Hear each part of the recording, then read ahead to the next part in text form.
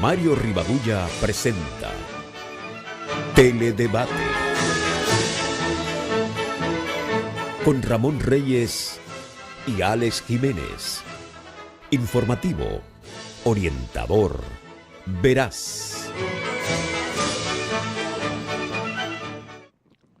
Muy buenas noches, sean todos bienvenidos a Teledebate en Noticias 16, llegando a todo el país a través de este canal y de los canales 16 de Tricón, 17 de Win Telecom, 18 de Claro y una amplia red de 35 telecables en el interior del país. El pensamiento de hoy: vive tu vida como te gustaría que tus hijos vivieran la suya. Y hoy en la historia, 5 de octubre del año 1789, un nutrido contingente de mujeres que protestaban contra la carestía y el elevado precio del pan se unen a un grupo revolucionario movilizado contra la monarquía. Después de saquear el arsenal de armas de París, marchan contra el Palacio de Versalles y después de un violento enfrentamiento con la Guardia obligan al rey Luis XVI y su familia a volver a París. Este hecho marcó el fin de la autoridad real y los privilegios de la aristocracia, abriendo el camino para imponer un régimen de igualdad para todas las clases sociales. Tirando a fondo no les luce, ¿eh? Mientras numerosos pacientes que fueron ayer a los hospitales públicos tuvieron que devolverse sin ser atendidos, un grupo de médicos residentes del Moscoso Puello, en presencia del presidente del Colegio Médico, Waldo Suero, se deleitaron montando un espectáculo de piromanía para el cual, si fueran modernos Torquemadas, quemar la efigie del doctor Nelson Rodríguez Monegro, director general del Servicio Nacional de Salud, a quien acusan de enemigo de esa clase profesional. Un espectáculo penoso y un papel que no les luce. Por su parte, en vez de responder con datos y argumentos razonados al comunicado publicado en la prensa de ayer, donde se dio cuenta detallada de los aumentos otorgados a las distintas categorías de galenos, el irascible timonel de ese sector profesional, siempre tan propenso a tomar de rehenes a los pacientes pobres, anunció un nuevo paro hospitalario para la semana entrante, esta vez de 48 horas.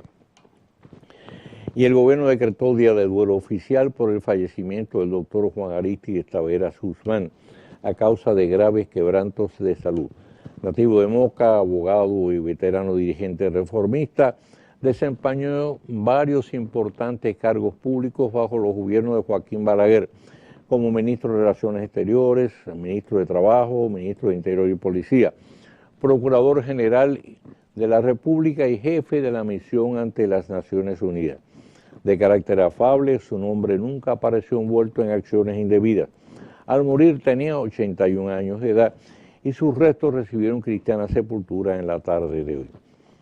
Y el destacado periodista y profesor Adriano de la Cruz se juramentó como nuevo presidente del Colegio Dominicano de Periodistas, cargo al que fue elegido por votación abrumadora. De la Cruz informó que ya ha solicitado al gobierno la reparación de la muy deteriorada sede gremial, donde instalará un dispensario médico y otro odontológico. Asimismo, gestionará sean aumentadas las pensiones a los periodistas veteranos.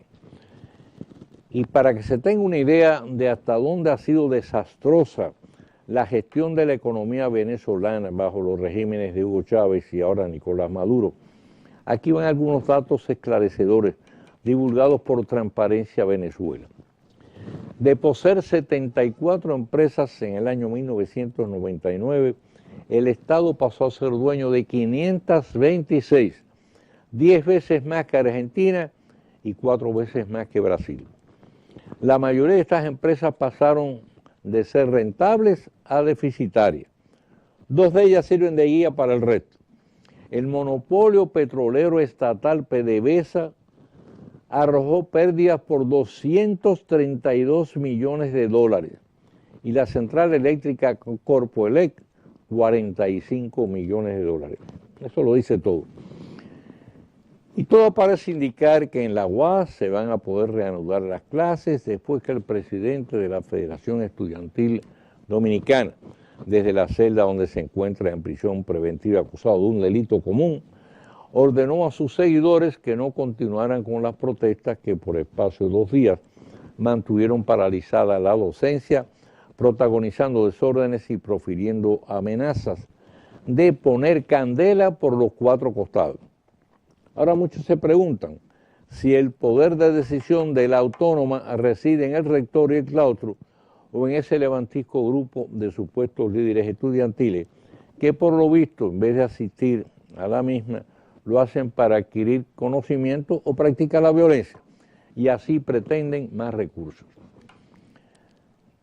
Y el trabajador alcalde del Distrito Nacional, David Collado, da continuas notaciones de que no se pierde.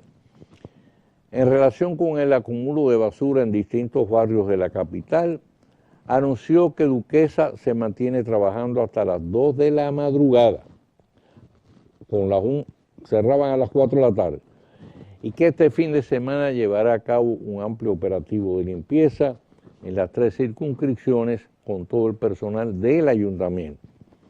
Y para contribuir a la ya muy próxima temporada de béisbol profesional, ha firmado un acuerdo mediante el cual asumirá la iluminación del parqueo del Estadio Quisqueya Juan Marichal y se acondicionarán las áreas adyacentes al mismo. Definitivamente el hombre está en lo suyo. Sin duda el presidente Donald Trump, aparte de su incontenible y a veces tan cuestionado repentismo verbal, tiene un serio problema de comunicación con sus propios funcionarios. Durante su demorada visita a Puerto Rico, también se le fue el disparador verbal al pretender restar importancia a la catastrófica situación que Irma y María provocaron a su paso, al compararla con la que ocasionó Katrina en Nueva Orleans una década atrás. Quizás para compensar tan inoportuna y desigual comparación, anunció que borraría la deuda de 72.000 millones de dólares que arrastra la Isla del Encanto, lo que provocó una significativa baja de la cotización de los bonos en Wall Street.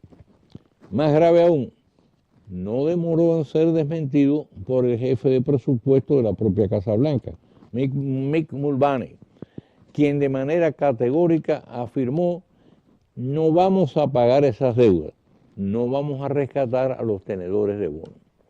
Ahora se anuncia que Trump solo pedirá al Congreso 29.000 millones, 12.770 para socorro y 16.000 para condonar parte de la deuda. Falta que sea aprobado este paquete en un escenario donde el mandatario no ha navegado hasta ahora con mucha suerte, pese a que su partido, el Partido Republicano, es el que tiene la mayoría en ambas cámaras. Y el Banco Central, a las puertas de celebrar en grande el 70 aniversario de su fundación, por lo pronto acaban de lanzar la nueva emisión de billetes conmemorativos de 500 pesos, cuyo diseño responde a los más avanzados en el campo monetario. El banco, siempre atento al desenvolvimiento de la economía, ha estado adoptando oportunas medidas para dinamizar el crédito, principalmente orientado hacia los sectores productivos y que generan mayor empleo. Y aun cuando pueda estar embargada su atención en el eterno conflicto con el Colegio Médico Dominicano, que es la de nunca acabar, sobre todo cuando su presidencia cae en las manos de Waldo Suero, el Servicio Nacional de Salud debe prestar inmediata atención a la grave crisis de suministro porque atraviesa el Hospital Gautier, donde se reporta una carencia de equipos, material quirúrgico y también personal, aparte de que su estructura requiere de inmediata reparación. Bien, antes de pasar al próximo segmento, donde vamos a tener por aquí pues a la licenciada Suri Arias de la DIDA, y va a ser el segmento como todos los jueves de la Seguridad Social. Vamos a tener aquí algunas informaciones. El próximo lunes pues se va a hacer la presentación de la obra Diccionario Cultural Dominicano del autor Jimmy Sierra, con la colaboración de Reinaldo Disla, Héctor Martínez y León Félix Batista, y la participación del doctor Leonel Fernández como prologuista de la hora. Esto va a ser a las 7 de la noche en el Auditorio Juan Bosch de la Biblioteca Nacional Pedro Enríquez Urén. También aquí hay otra actividad, esta está organizada por la Vicepresidencia de la República, y es Las Mejores Voces Cantan contra el Hambre. Esto va a ser en la sala principal del Teatro Nacional. Esto va a ser el lunes 16, pero no este lunes siguiente, a las 5 de la tarde. Entonces, cuando usted compra una boleta, la boleta para asistir al Teatro Nacional, o se la regala a alguien, usted está entonces contribuyendo, señores, a donación de alimentos no perecederos. Cada boleto equivale, señores, a una comida. Así que ese es un aporte que se está haciendo para saciar, en este caso, pues, el hambre de gente realmente muy necesitada. Tenemos por aquí otras actividades, pues tenemos también que se va a presentar el libro Luna, Antología del Placer, segundo, de Johanna Goethe. Esto va a tener lugar el miércoles 18 de octubre a las 8 de la noche en la sala Aida Bonelli del Teatro Nacional. Y la invitación pues nos la envía el apreciado colega Ramón Colombo. Y el voluntariado centraliano, un brazo social del Banco Central de la República Dominicana, donó 1 millón de pesos a la Oficina Técnica Provincial de la provincia de Hermanas Mirabal para contribuir con la reconstrucción de viviendas de familias de escasos recursos localizadas en el sector Las Mercedes, a las orillas del río Juana Núñez en Salcedo. El donativo fue entregado por el presidente del voluntariado y gerente del Banco Central de la República Dominicana, Erwin Novas Bello, a los señores Luis Rafael Yapor Muñoz, gobernador civil de esa provincia, y Luciano Bertoso, coordinador de la Oficina Técnica Provincial. Durante la entrega de Novas Bello, hablando a nombre de las autoridades del banco, encabezadas por su gobernador Héctor Valdés Alviso, expresó su deseo de que estos recursos ayuden a mejorar las condiciones de vida de las familias más necesitadas de Salcedo. Bien, cuando ya estemos en el próximo segmento, pues el segmento de la seguridad social, los teléfonos van a estar en pantalla.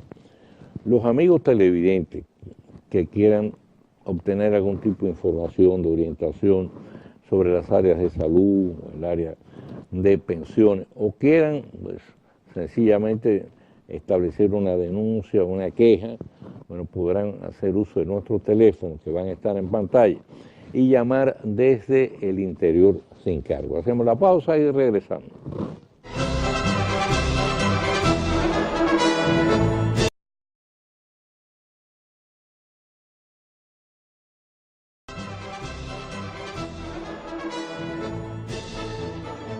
Bien, pues con nosotros, pues Zulia Arias, que ha venido en otras ocasiones aquí a Teledebate, así que yo la conozco, me recuerdo de ella, ¿eh? Y creo que los amigos televidentes también. ¿Cómo estamos, Eli? ¿Qué tal? Todo está muy bien, gracias. ¿Cómo está el trabajo por la vida? ¿Bien? Bien, mucho trabajo. ¿Tiene muchas reclamaciones? Sí. Ven acá, las principales reclamaciones que reciben ustedes, las más numerosas, ¿cuáles son por lo general? Actualmente es en salud. Las reclamaciones, el grueso que tenemos es por queja de los afiliados que el seguro médico no le está respondiendo con la cobertura que contempla la ley. O sea, ¿están rechazando la cobertura?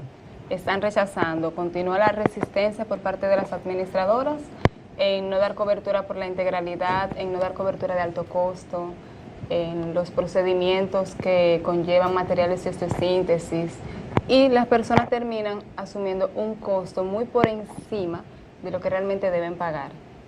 En su mayoría pasan donde nosotros para pedir cartas de no cobertura, los escasos recursos porque tienen que pedir ayuda médica en planes sociales. Otros pagan la cuenta y también terminan solicitando un reembolso de gastos médicos. Pero ya son procedimientos más complejos y además no todo el mundo tiene dinero en este caso para pagar el procedimiento. No todos tienen el dinero, no todos le aprueban la ayuda y en ocasiones la persona se queda sin el tratamiento porque no puede pagar, no recibe la ayuda de manera gratuita, el tratamiento, y lo que hace es que se le agrava la condición de salud. Pero eso debe tener algún tipo de responsabilidad porque Yo no entiendo por qué una ARS tiene que rechazar, en este caso, un procedimiento que está debidamente cubierto. Yo pensé que ese asunto de las enfermedades de alto costo había sido superado ya, porque hubo un conflicto en ese sentido, y inclusive dos ARS llegaron a presentar un acto alguacil en la vida para que la DIA se abstuviera de orientar y defender a los afiliados, una cosa de totalmente disparatada, porque además en la ley lo establece, esa es la función de la vida. Entonces tengo entendido que eso se había superado, pero por lo que veo siguen insistiendo en la misma historia. Esa es una cosa que yo no entiendo. Ahora, yo me pregunto lo siguiente, ¿puede ocurrir, si una situación de esa naturaleza, que si le dieran a un paciente una cobertura a la que tiene derecho y este paciente por algún motivo después sufre algún percance, se le agrava la condición de salud, yo creo que pudiera intentar una demanda por daño y perjuicio? Claro que sí. La ley es muy clara cuando dice que además de las sanciones que pudiera tener a través del sistema, es decir, la que pueda interponer la CISALRIL, también el afiliado tiene el derecho de demandar por daños y perjuicios a cualquier administradora que niegue el servicio que le corresponde. Lo que pasa es que muchos afiliados no conocen que tienen ese derecho, entonces no lo intentan, no intentan el proceso, y realmente pues entonces hay ARS que siguen otra vez haciendo la misma, o sea, insistiendo lo mismo. Sí, incluso hemos tenido ciertos retrocesos. Luego del conflicto que hubo entre las ARS y la DIDA por el tema de la integralidad, cuando nos intimaron, posterior a eso, hubo una flexibilidad por parte de las administradoras en empezar a otorgar las coberturas. Sin embargo, en las últimas semanas vuelve la resistencia y están declinando coberturas nueva vez, que es lo que ha hecho que a nuestra dirección le aumente la cantidad de reclamaciones. Entonces, esas reclamaciones van a la DIDA. Si llegan a la DIDA. Y ustedes entonces lo que hacen es que se comunican con la ARS. Nos comunicamos para confirmar que ciertamente declinaron el servicio. Y posterior a eso lo escalamos a la superintendencia. La superintendencia lo que hace es que instruye a la administradora a dar la cobertura. En ocasiones la administradora accede y en otras simple y llanamente somete un recurso de apelación ante el consejo para alargar el proceso. Y el recurso lo que hace es que suspende la orden que da la superintendencia en dar la cobertura, y mientras el consejo no se pronuncie, pues la administradora no da la cobertura a la Pero afiliada. imagínate, tú entonces una persona que tenga una enfermedad delicada, porque si es una enfermedad de alto costo, que es una enfermedad delicada, una enfermedad grave, que puede poner en riesgo de muerte a la persona. Entonces tiene que sentarse a esperar que todo ese proceso termine. Así es, por eso es que las personas de escasos recursos, a pesar de la reclamación, le damos una carta de no cobertura para que vaya solicitando alguna ayuda en un plan de asistencia social. Sobre todo lo que son tratamientos de cáncer, que toda quimioterapia va acompañada de un medicamento, porque el tratamiento en sí no es la quimioterapia, es el medicamento que se le aplica a la persona. Entonces, ¿qué hace la ARS? Le otorga la cobertura de la quimio, pero no del medicamento. Entonces, no hay quimioterapia sin medicamento, no le está dando nada. Exacto. Esas personas solicitan ayuda por el medicamento mientras se resuelve la situación. Imagínate tú, si una pobre solemnidad se lo llevó quien lo trajo. O si no consigue la ayuda, también. Hemos tenido casos donde la persona han fallecido precisamente por no recibir el tratamiento de manera oportuna. Bueno, fíjate, está ahora la ley en proceso de modificación. Así es.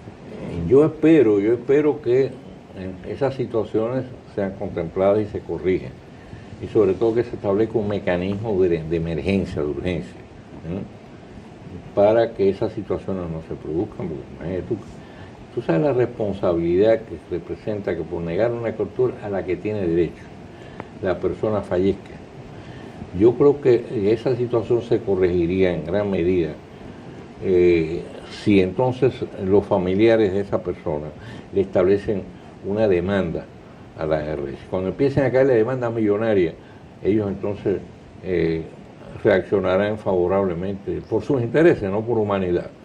Totalmente de acuerdo con usted, don Mario. Incluso nosotros, cuando logramos la cobertura, luego de tal vez varios meses, que llamamos a la persona para darle la información, en muchos casos nos hemos encontrado que nos dicen que ya la persona falleció. Sí. Eso es una de las partes más duras que nos corresponde como defensores, que ya cuando tenemos una buena noticia, la respuesta es una mala noticia, como esa que es el fallecimiento. Y en ese caso lo único que nos queda hacer es gestionar el reembolso a favor de los familiares, de los casos médicos que hayan podido incurrir antes de la muerte del afectado. Entonces, ¿qué pasa? ¿El dinero que deben que dar al paciente que falleció se lo dan a los familiares? Sí, los familiares tienen facturas de que asumieron gastos, o sea, en vez de una ayuda que pagaron el medicamento o el procedimiento.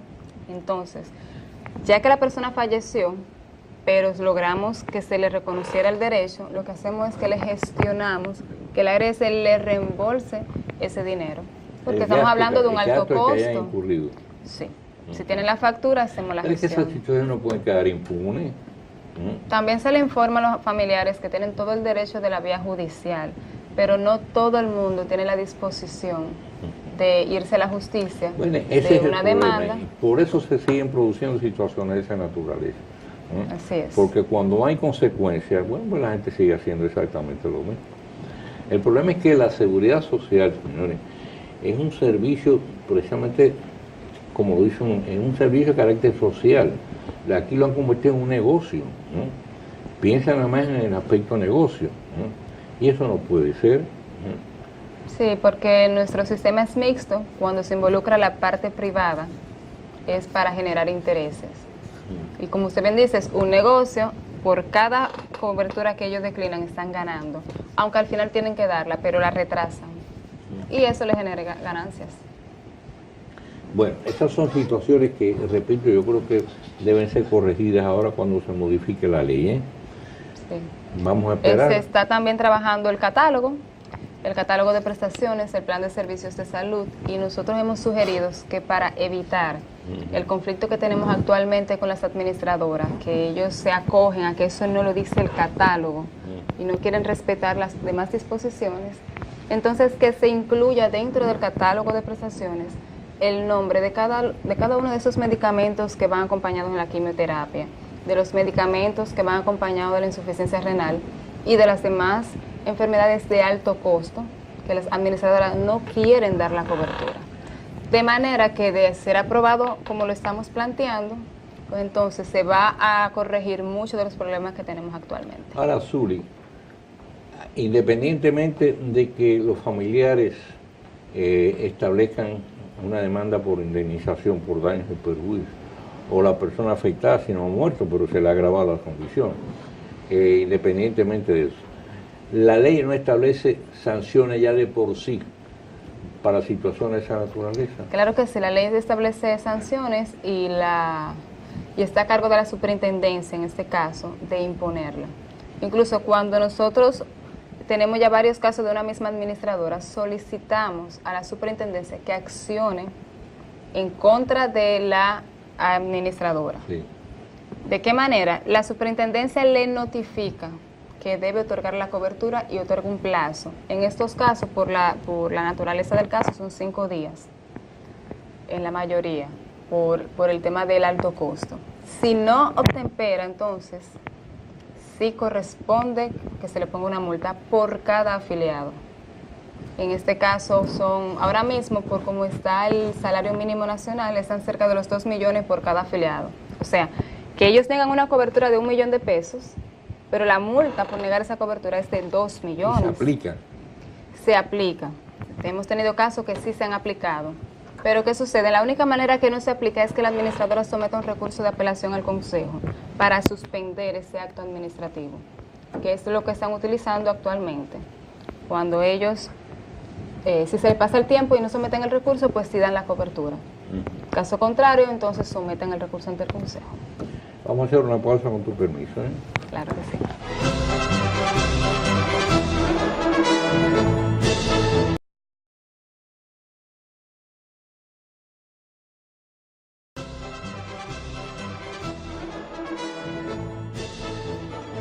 Bien, volvemos con Solidaria. Yo traté de aprovechar este momento de pausa para ver cómo yo podía procesar mentalmente lo que tú me acabas de decir, porque honestamente yo ignoraba, y creo que la mayoría de la gente ignora, que se han producido muertes por esa razón, y que no hay sanción para eso, cuando realmente eso debía merecer una sanción penal. Así es, la sanción actualmente es económica, se impone por lo menos la parte de la superintendencia, impone las multas y amonesta a las administradoras. Sin embargo, el afiliado y los familiares tienen toda la vía de la justicia para interponer sus recursos y demandas.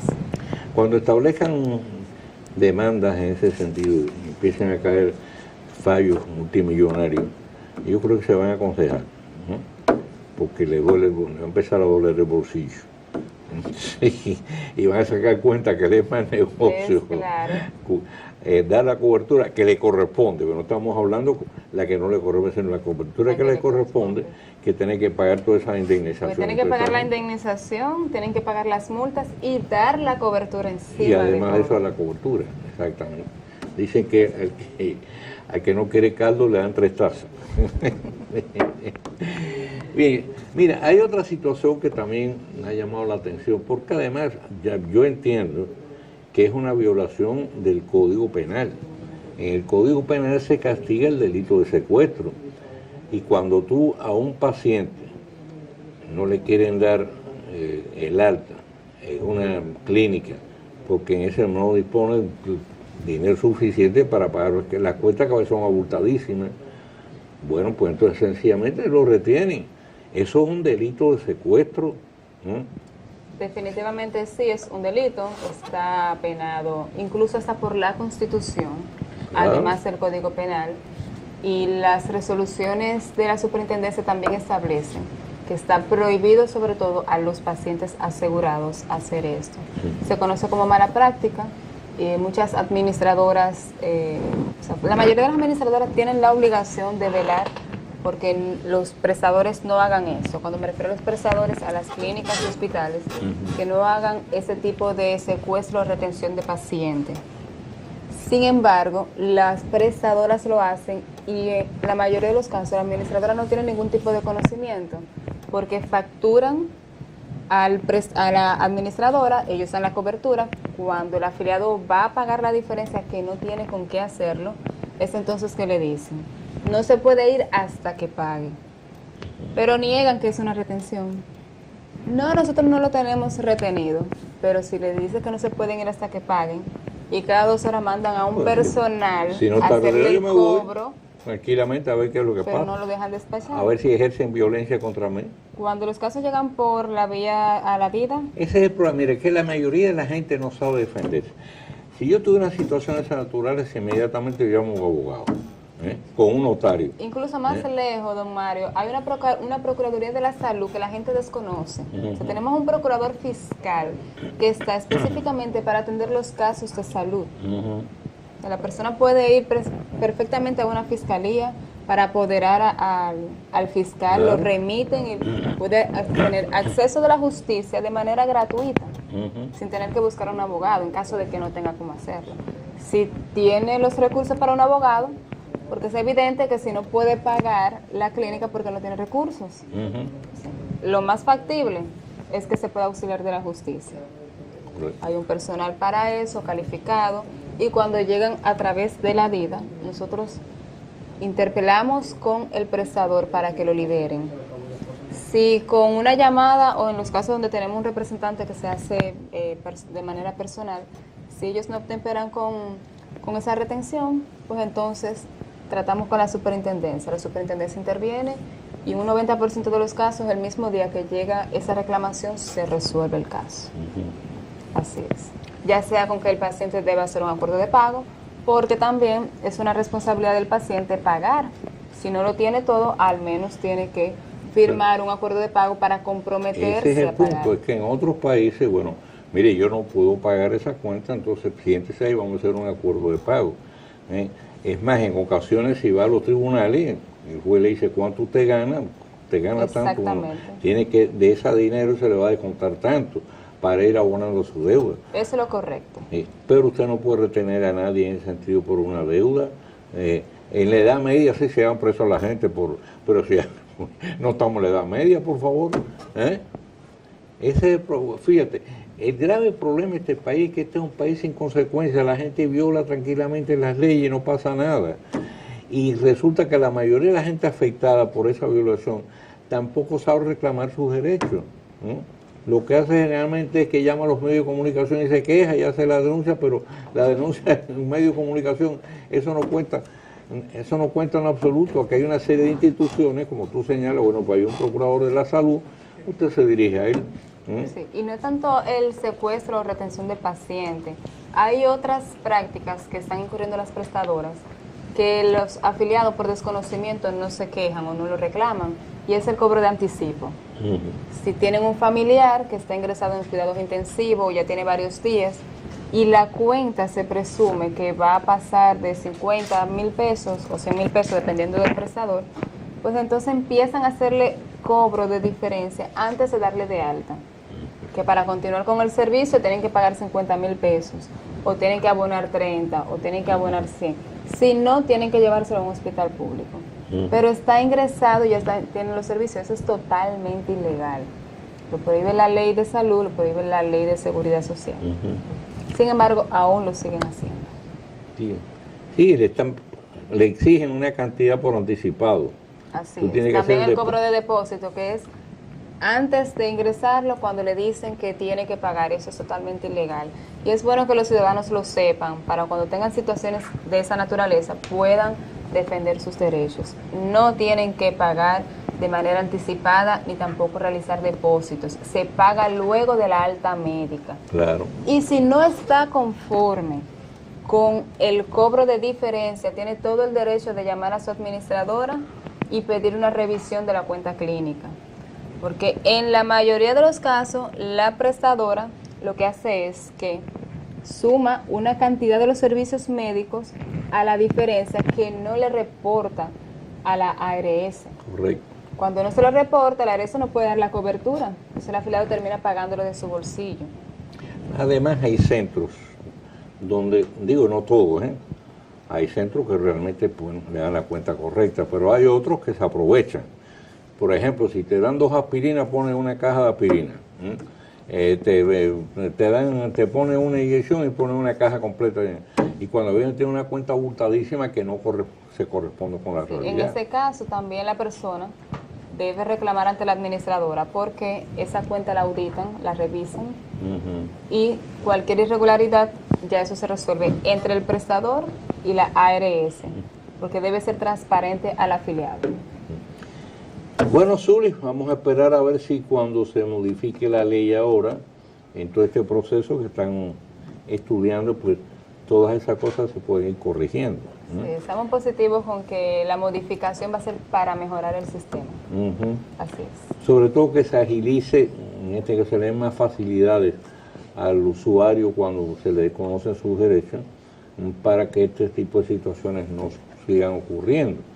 Sobre todo en el caso que tú me señalas de que una persona con una enfermedad de alto costo, que lógicamente es una enfermedad de carácter grave, que puede poner en riesgo no solo agravar la salud del paciente, sino poner en riesgo su propia vida, como ha ocurrido, bueno, que esas situaciones no sigan sucediendo, porque es un caso penosísimo que una persona con todo el derecho se lo nieguen y lamentablemente por falta de recursos se muera, y entonces no pase nada. Eso es así. Así no puede ser. Es muy lamentable, créame. Sí. Bueno, pues muchísimas gracias, Zuli, por haber estado con nosotros. Gracias a usted por el espacio una vez más. A ustedes, amigos televidentes, volveremos en breve.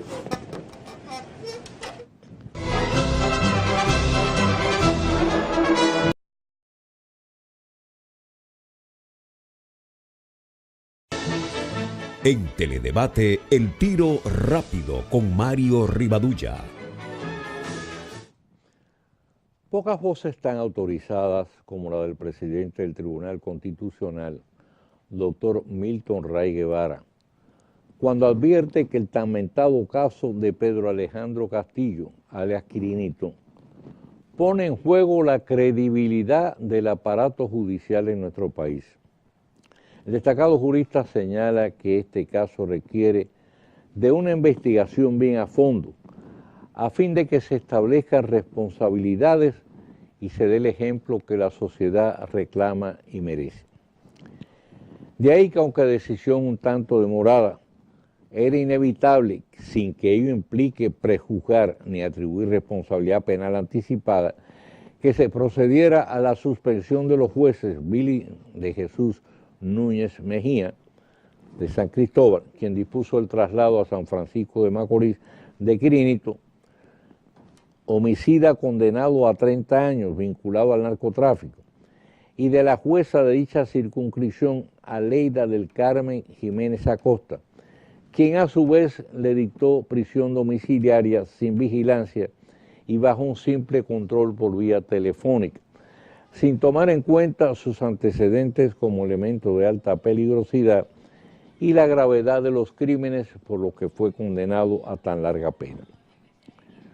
No es llamativo el hecho de que el fiscal presente en la audiencia se mostró conforme con tan extraña decisión, un proceder cuya justificación, si es que la tiene, corresponderá evaluar al Procurador General de la República. Ya anteriormente había sido suspendido el médico que certificó su fallecimiento, donde al parecer se obvió el requisito de ley de que también tenía que hacerlo el médico legista. Otra circunstancia que suma más oscuridad al manejo de este caso es el hecho insólito de que la esposa de Quirinito, abogada de profesión, quien sirvió de garante para el fallo que lo envió a su hogar, alega ahora ignorar quién se habría llevado los restos y dónde estaría enterrado. De esclarecer también por qué razón dio un número de teléfono para el control del recluso con el cual fue imposible establecer comunicación posteriormente. Son demasiadas actitudes irregulares, sospechosas, o al menos difíciles de asimilar, como también la excusa de que todas estas personas fueron burladas en su buena fe, cuando hay suficientes motivos para pensar que si la muerte de Quirinito fue inexistente o simulada y sigue con vida, como asegura la Procuraduría General de la República, estaríamos en presencia de todo un montaje donde concurren diversas complicidades, que es preciso investigar bien a fondo. En días recientes, el presidente de la Suprema Corte, Mariano Germán, refiriéndose a este caso, advirtió que quienes hubieran incurrido en alguna ilegalidad deberían preparar el pescuezo. Todo luce indicar que más de una cabeza tendrá que rodar. Porque así como ocurrió anteriormente con los pilotos franceses, que gozaban de libertad sin vigilancia, de nuevo en el de Quirinito, la justicia dominicana se encuentra en la picota y al borde del más espantoso ridículo, si llegara a quedar arropado de impunidad. Mañana, si Dios quiere, estaremos de nuevo con ustedes con una nueva entrega de Teledebate en Noticias 16. Y ahora, pues, les recomendamos que no se muevan de frente a sus televisores, porque por ahí ya viene el resto de nuestra programación y posteriormente la última entrega del informativo de Noticias 16, que los va a mantener muy al día de todo lo que ocurre de importancia, tanto en el país como en el resto del mundo. Por nuestra parte, como siempre, tengan todos un feliz resto de la noche. Mario Rivadulla presentó Teledebate con Ramón Reyes y Alex Jiménez. Informativo, orientador, veraz.